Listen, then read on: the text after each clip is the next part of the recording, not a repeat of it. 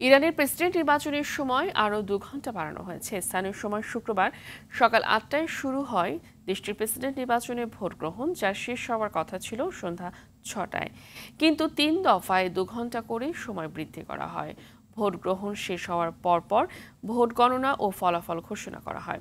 কিন্তু ভোট গ্রহণের সময় 6 ঘণ্টা বাড়ানোর কারণে ফলাফল ঘোষণা হতেও দেরি হবে। আশা করা হচ্ছে চূড়ান্ত ফলাফল আগামী 2 দিনের মধ্যে ঘোষণা করা হবে।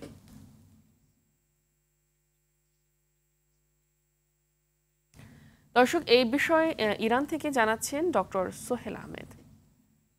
এই মুহূর্তেও ইরানে প্রেসিডেন্ট নির্বাচনের ভোট গ্রহণ চলছে, কারণ স্থানীয় সময় সন্ধ্যা 6টা পর্যন্ত সাধারণ নিয়মে ভোট গ্রহণের কথা ছিল, কিন্তু ভোটার উপস্থিতি বেশি হয় সেই সময় প্রথমে 2 ঘণ্টা বাড়িয়ে 8টা পর্যন্ত করা হয়।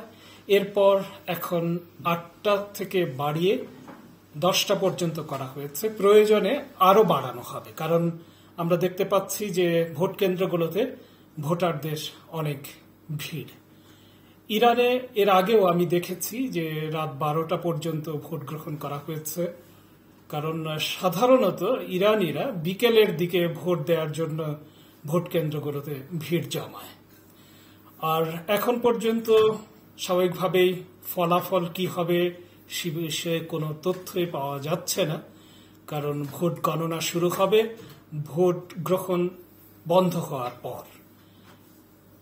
আপনারা জানেন যে এখন ইরানে 4 জন প্রার্থী প্রতিদ্বন্দ্বিতায় রয়েছেন।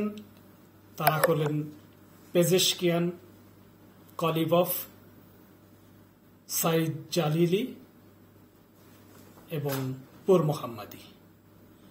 তাদের মধ্যে প্রতিদ্বন্দ্বিতা হবে, তবে মনে করা হচ্ছে সাইদ জালিলি, কলিবফ এবং পেজেশকিয়ানের মধ্যেই মূল প্রতিদ্বন্দ্বিতা হচ্ছে। ইরান থেকে জানাচ্ছিলেন ডক্টর সোহেল আহমেদ।